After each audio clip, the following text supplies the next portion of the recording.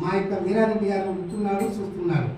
గురుని నమ్మిన సొమ్ము, గురుని వీడిన దుమ్ము, గురు సేవయే మోక్షము, గురుని మరచిన నరకము, గురు వాక్యమే బ్రహ్మవాక్యము, గురు మంత్రమే జన్మరహితము, గురు బోధయే భ్రాంతి రహితము, గురు స్వరూపమే శివస్వరూపము, గురు నివాసమే కాచి క్షేత్రము. ఇంతటి నమ్మకం ఉంది అందులో. ఎట్లా ఉన్నది అది? ఆ గురుని ఏమంటున్నారు? అమరుల కందని మార్గము క్రమమెరిగిన వారు మీరు కర్మచరైతులు. చిన్నగా మా గుర్తు సంగతి. మార్గము క్రమమెరిగిన వారు మీరు కర్మచరైతులు. క్షమబుద్ధి గురుతు మీరిన క్షమదమ సంకల్పరైత శ్రీ గురుచంద్ర. ఏమంటున్నారు భక్తులు అంటే? అమరులనగా ఎవరు? దేవతలు. సురుడు అన్న దేవతలే, అమరులు అన్న దేవతలే. అమరుల కందనటువంటి బోధ చెప్తే మహానుభావాన్ని ఆంజనేయుడు శ్రీరాముడు పొందినారు, శ్రీరాముడు వశిష్ఠుని పొందినారు, సిద్ధయ్య బ్రహ్మంగారిని వేడుకున్నారు, కృష్ణుడు శాంతిపుని వేడుకున్నారు, అర్జునుడు శ్రీకృష్ణుని వేడుకున్నటువంటి పదాలకి గురు పరంపరలో. ఓ మహానుభావ, మీరు చెప్పినటువంటి రహస్యం ఎటువంటిది నాకు అంటే, అమరుల కందని మార్గము, దేవతలకు చిక్కనటువంటి రహస్యాన్ని నాకు బోధించినారు. క్రమమెరిగిన వారు మీరు, ఆ అమరుల కందనటువంటి బోధ క్రమక్రమేణ మీరు తెలుసుకున్నవారు. మీ ఇంటి మాకు బోధించినారు తండ్రి. ఏ తల్లి నిన్ను కన్నదో ఆ తల్లి కుర్చీలోన నీ వెటు పెరిగివో, ఏ తీరుగా నిన్ను పెంచను ఆ తీరుగా నన్ను చంద్ర. ఓ మహానుభావ, ఏ తల్లి కన్నదో, ఏ తల్లి కూర్చొనగా కడుపు, ఏ తల్లి కూర్చులో నీవు ఎట్లా విరిగినావో, ఇంతటి వజ్ర వైడూర్య మరకత మాణిక్యములు తాపినటువంటి రత్నములకు కూడా విలువ లేదు. నీ వాక్యములకంత అమృతమైన విలువ ఉన్నది మహానుభావ.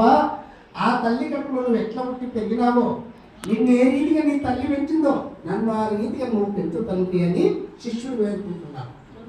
పరిపూర్ణ అచల గురుడవు పరిపూర్ణము నీదు బోధ పరమార్థంబము, అరమరలేని దయాళుడ ధరణి సరిసాటిలేరు ధర్మాంగతి. ఓ మహానుభావ, నీ బోధలో పరిపూర్ణ బోధ చక్కగా నీవు ఆచరించినారు, పరిపూర్ణ బోధనే బోధించినారు. పరిపూర్ణం అంటే ఏంటి? సందు లేనిది, అంతటా ఉన్నది, ఒక చోట ఉండి ఒక చోట లేనిది కాదు. అంతటా బయలై ఉన్నది, అంతటా నిండుకొని ఉన్నది, అంతటా తీపై ఉన్నది. ఒక చక్కెరతో చేసి పెట్టిన బొమ్మను మా యొక్క పరిమళమ్మ గారు లేదా లక్ష్మీదేవమ్మ గారు లేదా వెంకటేశ్వరమ్మ గారు మరి ఒక పాకము బెల్లముతో కానీ చక్కెరతో కానీ పాకం చేసి ఆ పాకం ద్వారా ఒక విగ్రహాన్ని తయారు చేసి ఉంటారు. విఘ్నేశ్వరునో లక్ష్మీదేవినో లేకపోతే సరస్వతినో పార్వతినో. మామూలు ఒక విషపురుగైనటువంటి ఎలుకను కూడా తయారు చేసి ఉంటారు అనుకోండి, దాని ఏడు తిని చూసినా తీపి ఉంటుందట. చక్కెర బొమ్మ, పాకం బెల్లం పాకంతో చేసిన బొమ్మ. ఆ రీతిగా ఏ రీతిగా నీవు పరిపూర్ణ బోధ పొందినటువంటి మహానుభావుడు ఏది మాట్లాడినా చక్కెర బొమ్మని తింటే అంతట తీపి ఎట్లా ఉన్నదో ఆ పరిపూర్ణ గురువుల చేత వచ్చేటువంటి వాక్యములు నిండుగా సంపూర్ణముగా ఆనందమయంలో ఉంటుందంట. పరిపూర్ణ అచల గురుడవు పరిపూర్ణము నీదు బోధ పరమార్థంబము, అరమరలేని దయాళుడ ధరణి సరిసాటిలేరు ధర్మాంగతి. మహానుభావ, ఒక నిండు క్యాను కానీ ఒక కడవ కానీ నిండు సముద్రంలో పారేసినారు. అది ఏమైంది? అంతటి నిండుకున్నాయి నీళ్ళు. దాని లోపల, దాని వెలుపల, దాని ముందు, దాని వెనుక అంతటి నుండి నిపుణమైనది ఆ కడవ. అది ఎక్కడైనా సందున్నదే, ఒక చోట నీళ్ళు నుండి ఒక చోట లేకుండా ఉన్నదే. ఎట్లా ఉన్నది పరిపూర్ణం? అయ్యా ఇచ్చలా ఉందా?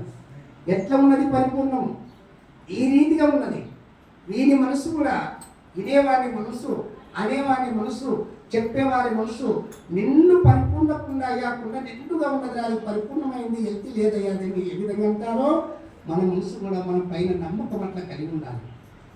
ఈ శిష్యుడు అంటున్నాడు ఆ గురుని విషయం తెచ్చుకున్న శిష్యుడు, గురు రహస్యం తెచ్చుకున్నవాడు. పతి రహస్యం తెచ్చినటువంటి స్త్రీ ఎట్లా ఉంటుంది? పతిని చూస్తేనే ముడుచుకుంటుంది, ఏమి సూర్యుని చూస్తేనే చీకటి వెళ్ళిపోతుంది. ఆ రీతిగా గురు రహస్యం తెచ్చినటువంటి శిష్యుడు గురుని యొక్క ధర్మము, గురుని యొక్క వాక్యము బ్రహ్మ వాక్యమని నమ్ముతాడు. గురుని నివాసము కాశీ నివాసమని నమ్ముతాడు. గురు తీర్థమే కాశీ తీర్థమని నమ్ముతాడు. కాబట్టి ఈ మహానుభావుడు ఎటువంటివి చెప్పిండు, అరమరం లేడు అంటే పగం లేదు, రాత్రి లేదు, స్త్రీ లేదు, పురుషుడు లేదు, నామం లేదు, రూపం లేదు, కులము లేదు, మతము లేదు, నీవు నేననే భేదం లేదు. ఇక్కడ ఉన్నటువంటి ఈ మాట, ఈ పద్యములకు పరిపూర్ణము నీదు బోధ పరమాత్మము. అరమరలు అంటే అరలు లేవు, మరలేవు, పగలు లేదు, రాత్రి లేదు, చత్తు లేదు, చిత్తు లేదు. కాబట్టి ద్వంద్వము లేనటువంటి వాడు ఏకమనిత్యం ఇమలమచలం అంటాడు. ఏకత్వమై ఉన్నటువంటి వాక్యం ఇది. అరమరలు లేని దయాళుడా, ధరణి నీకు సాటి లేదు. ధరణి అనగా ఈ భూమి, ఈ పృథ్వీలో నీకు సాటి లేదు మహానుభావ. అలాంటి మహాప్రభులను కడతీర్చు అంటాడు.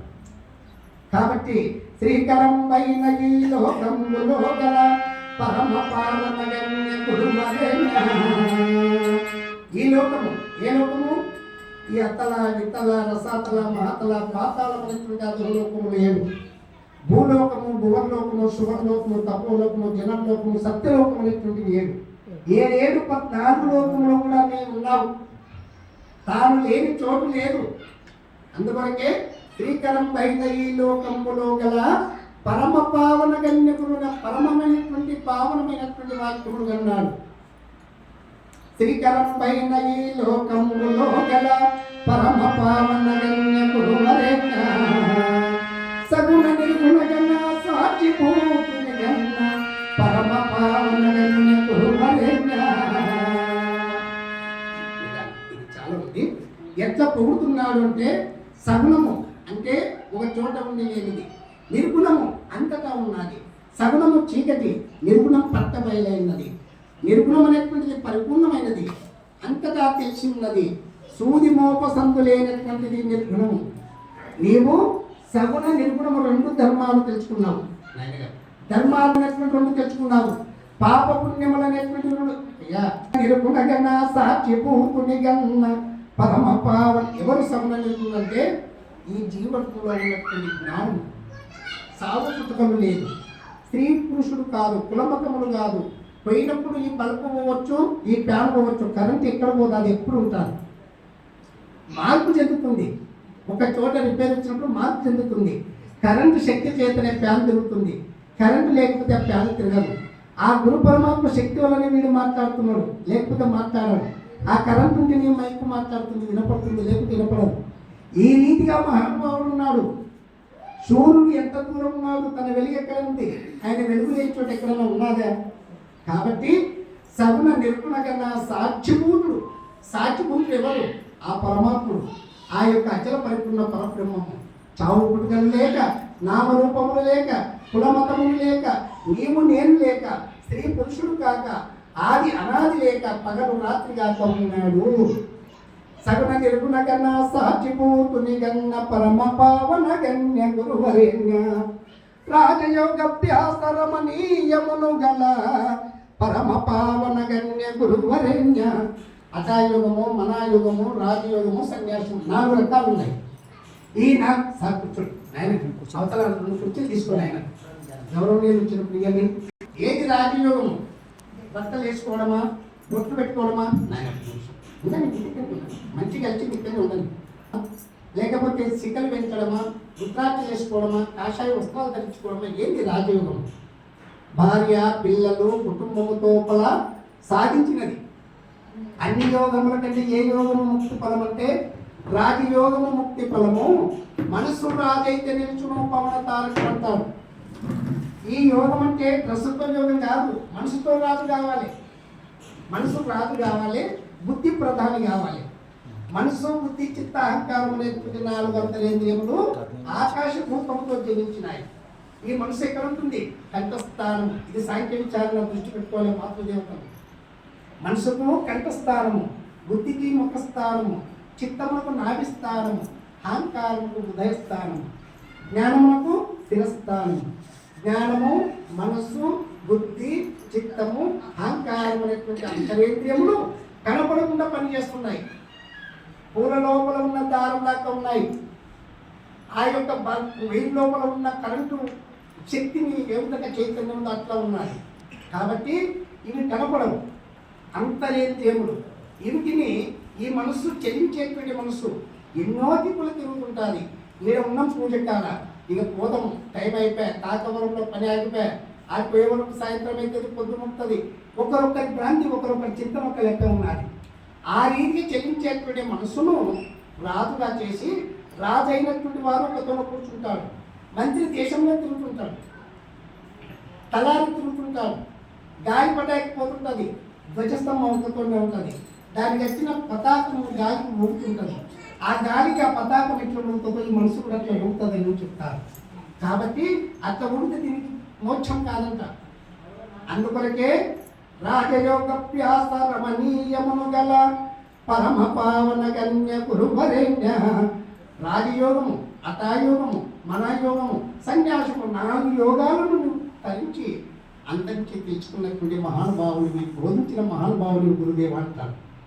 ఈ రాజయోగ ధర్మము లోపల ఉండి మనసు రాజుగా తయారు చేసి నీ పిల్లలు, నీ కుటుంబాన్ని కూడా మొత్తాన్ని సంతోషపరిచి నీవు మోక్షానికి పోవటంలో సిద్ధయ్య పని నేను సేవ చేసి బ్రహ్మంగారు సమాధి అయిన తర్వాత ఇంత సేవ చేస్తే నాకు ఏది చెప్పకుండా నువ్వు ఐక్య సమాధి అయిన గురుదేవా, నేను కూడా ఇక్కడనే బలైతే అని చెప్పి అతడు సిద్ధమైన తర్వాత ఆ సమాధిలోకి వెళ్ళి బయలుదేరి యోగదండము జపమాల ఇచ్చి, నాయన సిద్ధ మీరు ఇక్కడ ఉండొద్దు, నీ కులాచార ధర్మములు నీ ఉడుమాల గ్రామం వెళ్ళి నీ తల్లి ఆదాన్ని, నీ తండ్రి పీర్సాహెబ్ దగ్గర సేవ చేసి కులమింటి అమ్మాయిని పెళ్లి చేసుకొని నీవు కూడా రాజయోగం కావాలి. నేనెట్లయినానో నీవు కూడా అట్లా రాజయోగం అయ్యి చిన్న పీరయ్య, పెద్ద పీరయ్య అనేటువంటి పిల్లలు ఆయనకు జన్మించినారు. ఆ తర్వాత ముడుమాలలో సిద్ధయ్య గారి మఠము, సిద్ధయ్య గారి సమాధి అని చెప్పి పేరు పెట్టినారు. ఆ విధంగా గురుడు బోధించినాడు. ఎవరు? వీరబ్రహ్మేంద్ర స్వామి.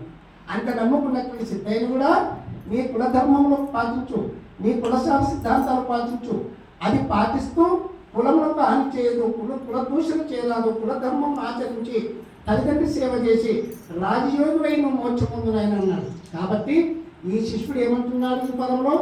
రాజయోగాభ్యాస రమణీయమును గల పరమ పావన గణ్య గురువరేణ్య. హరిహర బ్రహ్మలు నీవైన గురువరేణ్య. హరిహర బ్రహ్మలు ఎవరు? విష్ణు, ఈశ్వర బ్రహ్మ. హరి అనగా విష్ణు, హర అనగా శివుడు. హరిహర బ్రహ్మలు నీవైన గురువరేణ్య, ధర గురు పర బ్రహ్మమైనట్టి గురువరేణ్య. శరణు చేచదని పదాబ్జలను గూర్చి కరుణ చూడు శుభదృష్టి దాటిలేక. ఈ పద్యంలో ఆ గురుని అంతగా విశిష్టత, గురు విశిష్టత పద్యం ద్వారా చెప్పినటువంటి పుణ్యపురుషుడు. గురు మహత్యము ఇంతని లేదు. ఉత్తగ పద్యాలకు అందదది, బుక్కు చదివితే అందదు. గురు సేవ చేయాలి, గురు నిష్ఠలో ఉండాలి, గురు భక్తిలో ఉండాలి. అప్పుడే ఈ మాయనటువంటి అజ్ఞానం అనేటువంటి చీకటి, మాయనటువంటిది ఎరుక మనలో చుట్టుముట్టాలిది. ఇప్పుడు టెంకాయ కొడుతున్నాడు మా అయ్యగారు, ఒక స్వామి, ఎవరో మన వీరారెడ్డి, అది పలుకుతలేదు. ఒక సైడు పీచుంది. మాయ అనేటువంటి పీచు తీయకపోతే ఆ కర్మమనే కాయ వదలదు. ఒక టెంకాయ పీచును లెక్క పెట్టుకోండి మనం విచారంలో. టెంకాయ చుట్టూ మొత్తం పీచు పట్టింది. దాన్ని ఏ దాంట్లో తీయాలి? ఓ చీల తీసుకోవాలి, ఇనుముది, ఓ స్కూల్ డ్రైవర్లో ఓ చాకు, ఓ చీలను తీసుకొని దాన్ని తోడు చేసి ఆ టెంకాయ పీచును తీస్తే ఆ మాయ పోయింది. మాయమైనాక మళ్ళీ ఏముంది? కర్మ ఉంది. అది ఊక ఉంటుందా? ఓ రాయి తోడు చేయాలి. దాన్ని రాయి తోడు చేసి తన దెబ్బలుగా తెప్పేస్తే కాయ పలిగింది. కాయ పలిగినట్టు ఏమొచ్చింది? జ్ఞానం అనే తీర్థము, ధర్మం అనే ప్రసాదం అంత లోపల ఉంది. దాన్ని ఏమంటాడు? చెయ్యని కుండ, పొయ్యని నీరు, వేయని సున్నం, తీయగా నుండి అంటాడు తిరుమలేశం పద్యాలలో. కాబట్టి ఆ కాయకు ఎంత పీచు మాయగా ఉంటున్నదో, కాయ లోపల ధర్మం అనేటువంటి ప్రసాదం ఎట్లా ఉన్నదో, వేరు చున్నమో తెల్లగా ఎట్లా ఉన్నదో మన లోపల అట్లా ఉన్నాడు మహానుభావుడు. ఆయన ఎట్లా ఉన్నాడు? చల్ల లోపల వెన్న సమరసమైనట్లు విళ్ళ మందు బ్రహ్మమట్లయుడు, చల్ల చచ్చినట్లు విళ్ళంపు చర్చరా విశ్వదాభిరామ విడవేమ వేమాలని చెప్పి మీరు ఎట్టి చెప్పినాడు మన రెడ్డి ఆ కాలంలో. కాబట్టి చల్ల లోపల పాలు, పాల లోపలనే వెన్న ఉన్నది, పాల లోపలనే నెయ్యి ఉన్నది, పాల లోపలనే పెరుగున్నది. పాల లోపల ఉన్నప్పుడు కనపడుతున్నాయి అవి. ఎంత కష్టపడాలి? పాలు కాచి తోడేస్తే పెరుగు అవుతుంది, పెరుగును కామతో సల్లా చేసి మర్థం చేస్తే వెన్న వెళ్తుంది. ఆ వెన్నను అగ్నితో మళ్ళా సాహసం చేస్తే అప్పుడు నెయ్యి. అంతవరకు అది కష్టపడాలి కదా. కాబట్టి ఇక్కడ కూడా ఈ ఆత్మలో కూడా అలాంటి వాడు ఉన్నాడు. ఈ ఆత్మలింగని పూజ చేయని నిత్యము జప పూజలు ఎందుకు, శాశ్వతం పునజ్యోతి అని పరమాత్ముడు ఉండేది దారి అన్నారు. ఆత్మలింగని పూజ చేయి, నీ ఆత్మను సంతోషపరచు, నీలో ఉన్న ధర్మాన్ని నువ్వు వెలుగు, నీలో ఉన్నటువంటి గురు పరమాత్మను చూడకుండా ఎన్ని యజ్ఞములు, ఎన్ని జపములు, ఎన్ని తపములు, ఎన్ని క్షేత్రాలు అయిన వేస్ట్ అంటాడు. గురుగీతలో ద్వితీయాధ్యాయంలో 11 మనం చెప్తాడు. జపోతపోవ్రతం తీర్థం యజ్ఞోదహనం తదైవచ గురుతత్వం అజ్ఞాయ సర్వం వ్యక్తం భవిత్రే అంటాడు. నీ లోపల ఉన్న గురుతత్వాన్ని తెలియక, నీ లోపల ఉన్న ఆత్మరాముని తెలియలేక ఎన్ని క్షేత్రాలు, ఎన్ని గుళ్ళు పోయిన వేస్తున్నైనా, ఎన్ని జపములు చేసిన వేస్తూ నీ లోపల గురువు అయి ఉన్నాడు. ఎవరా గురుడు? నీ లోపల జ్ఞాపకం ఇచ్చేవాడే, మనకు విషయం తెలియజేసిన వాడే, సమస్య తెలుసుకున్న వాడే, ప్రతి అంశం తెలియజేసేవాడే గురుడు. గురుడు సామస్యుడు కాదు, గురువు శ్యామలమ్మ కాదు, పేరుకు గుర్తుడివి కాదు. తన లోపలనే గురువు ఉన్నాడు. సూది లోపల ఎదుగు, పూల లోపల దారం ఉన్నాడు, నువ్వుల లోపల సముంది, పుష్పంలో వాసన ఉన్నది, సుగంధ ద్రవ్యాలు అక్కడనే ఉన్నాయి. పుష్పం ఒక చోట వాసన ఒక చోట లేదు, పుష్పం ఉన్న చోట వాసన ఉన్నది. దాని సంగతి తెలియక, కాబట్టి ఈ మాయా ప్రపంచంలో ఇది అందరికీ అందదు తల్లి. గురు సేవ చేసి, గురునిష్టలో ఉండి, గురు సాహసంలో ఉండి, గురు భక్తి నమ్మిన వారికి మాత్రమే ధన్యమని మనకందరికి తెలిసినాడు. ఇప్పుడు ఒక సిమెంట్ స్లాబ్ వేసి కింద గోవ కట్టెలు, సంట్రీలు అన్ని పెట్టినాం, పైన నీళ్ళు వస్తున్నాం. ఎంతవరకు అవి అది బిగించుకున్నంత వరకు నీళ్ళ అవసరమే, గోవ కట్టెలు అవసరమే, సంట్రీలు అవసరమే, పైన నీళ్ళు అవసరమే. అతి కింద బిగించుకున్న తర్వాత ఆ స్లాబ్కు గోవ కట్టెలు అవసరం లేదు, ఆ యొక్క సంట్రీలు అవసరం లేదు, నీళ్ళు అవసరం లేదు. అట్లా మనకు కూడా పరమాత్మ స్థానం తెలుసుకున్నంత వరకు గురువు అవసరమే, గురు సేవ అవసరమే, గురు భక్తి అవసరమే, గురు నిష్ఠ అవసరమే. తర్వాత సద్గురుని స్మరించుకుంటూ పోతాడు వాడిగా. ఎందుకంటే ఇంత చూపించిన వాడిని మర్చిపోతాడా? కాబట్టి మనం అందరం కూడా గురు సేవలో ఉండి, గురు భక్తిలో ఉండి, గురు ధ్యానంలో ఉండి, తల్లి తండ్రి మొదటి దేవతలుగా భావించి, పతియే ప్రత్యక్ష దైవంగా భావించి అందరూ కూడా కడతీరాలని మీ అందరికీ ఆ గురు పరమాత్మని స్మరిస్తూ ధ్యానిస్తూ, ఈరోజు చైత్ర శుద్ధ పౌర్ణమి 4వ నెల 2వ తారీఖు నాడు గురువారం మరి హస్త నక్షత్రంలో ప్రవేశించిన ఈ శుభదినమున అందరం కలిసి గురు వ్రతం అనేటువంటి ధర్మాన్ని మనం అందరం తెలియజేసుకున్నాం. మనమందరం కూడా ఈ ధర్మంలో ఉండి విజయవంతంగా ఉండి ఈ మాయ అనేటువంటి పిశాచిని, మాయ అనేటువంటి అజ్ఞానమును తొలగించుకొని జ్ఞానమని వెలుగులేకి అందరం వెలిగి గురు సేవ లోపల ఉండాలని కోరుకుంటూ, ఈ అవకాశం ఇచ్చిన పెద్దలకు అందరికీ కూడా ద్వాదశి నమస్కారం తెలియజేస్తూ, ఈరోజు మా మాతృదేవత మరి ఆ తల్లి హాయిగా ఏసీ రూములో నిద్రలో ఉండాలి. ఇంత కఠినమైనటువంటి వేడి లోపల వచ్చిందంటే ఎవరికి వస్తుంది ఈ ప్రేమ? 70-80 సంవత్సరాల వయసు అమ్మగారిని, ఆమెకు ఏసీ రూమ్లో ఉంది ప్రశాంతంగా. అయ్యగారు చెప్తున్న ఊగా ఉండమ్మా, నీకు చేతగా ఎత్తుకోదాం అంటే ఈ వాసన, ఈ పరిమళం ఎవరికి దీది? కమలములున్న పొలముకు భ్రమరములేకించినట్లు బాగుగా బోధను తమమది సద్గురు పద కమలములను కొలువ సూచన కనమేదించును. కమలములైనటువంటి పుష్పములు, పొలం అనేటువంటి బావి, బావి లోపల తామర కమలములు ఉన్నాయి గిరాలకి. ఆ కమలముల చుట్టూ నీళ్ళ లోపల చేపలు, కప్పలు, ఎండ్రకచ్చలు, సర్పములు అన్నీ ఎక్కి తొక్కుతున్నాయి. కానీ ఆ కమలంలో ఉన్నటువంటి పుష్పంలో ఉన్న అంటుతో వాళ్ళకి తెలియదంట. తెచ్చేది వరకు మకరందమైనటువంటి తుమ్మెద ఆకాశం లోపల ఉండి దాని పరిమళం వాసన తెచ్చుకొని చక్కగా వచ్చి ఆ పుష్పం మీద వాలి అమృతమును స్వీకరించిపోతుందట. దాని అంచులో ఉన్నటువంటి జలచరాలకు అసలు తెలియదు. ఈ మాయా ప్రపంచంలో కూడా అందరూ విందు మందుకే ప్రాధాన్యత ఇస్తున్నారు, తీర్థ ప్రసాదాలకే ప్రాధాన్యత ఇస్తున్నారు, డబ్బుకే వ్యామోహం అయిపోయినారు, ధర్మం అనే సంగతి తెచ్చుకుంటలేరు. ఇవాళ విందు పెట్టి 2 ఆటలు పోసి 2 గుడ్లు పోసి పెడితే ఊరు మొత్తం వస్తుంది తిండికి. ఈ స్వీట్ పదార్థాలకు ఎవరు వస్తారు? ఎవరు వచ్చేటోళ్ళే వస్తారు, అందరు రారు. కాబట్టి మనమందరం కూడా భగవంతు నామస్మరణకు మనమందరం ఆజ్ఞులమై, వారి సేవకే దురంధులమై, వారి సేవలో ఉండి మనలో ఉన్న నిజతత్వాన్ని తెలుసుకొని జన్మ ధన్యం చేసుకోవాలని కోరుకుంటూ ఇప్పుడు భజన ప్రారంభం చేస్తారు. మళ్ళీ వచ్చిన తర్వాత మరి ఎవరెవరికి ఏ అవసరం ఉందో ఆ అవసరాన్ని మనం అందరం ఒకరికొకరు తెలుసుకోవాలని కోరుకుంటూ ఈ అవకాశం ఇచ్చిన పెద్దలకు ద్వాదశ నమస్కారం తెలియజేస్తూ సెలవు తీసుకుందాం. జై సద్గురు.